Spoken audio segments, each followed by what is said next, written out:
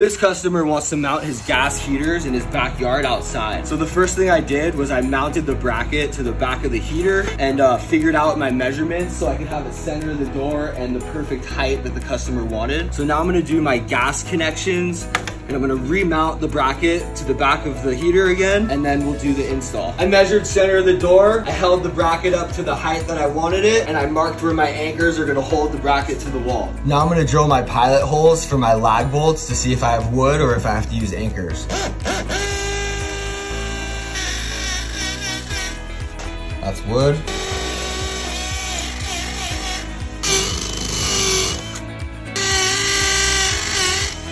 I had wood on all 4 holes, so I could just use my lags directly into the wood. After I got my first lag in, I can level it out, and now I can put the other 3.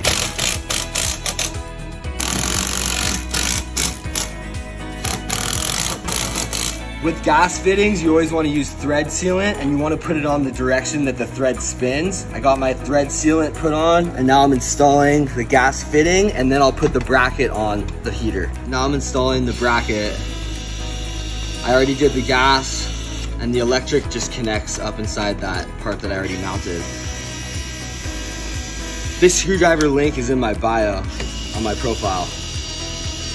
I assembled the heat deflector and now I'm mounting it to the back of the heater. This is gonna help deflect the heat down to the sitting area as opposed to up towards the ceiling. I ended up moving the bracket up because it was too low, and then I put the heater on the bracket with this one screw holding it into place. I connected the hot, neutral, and ground to the terminals and the gas line to the connection. And then this decorative cover gets installed with 4 screws on the top, holding it into place. I finished installing the cover, I plugged the heater in, and I connected the gas line to the ceiling. He already has a disconnect valve down below, so we did not install the disconnect valve up here. Now I'm gonna move this to center and then put this screw in to hold it into place.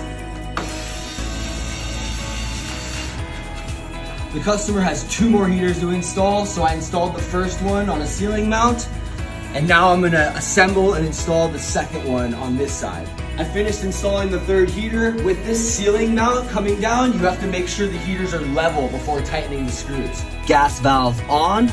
We'll probably end up replacing this with a timer, but switch on, and that's your end result.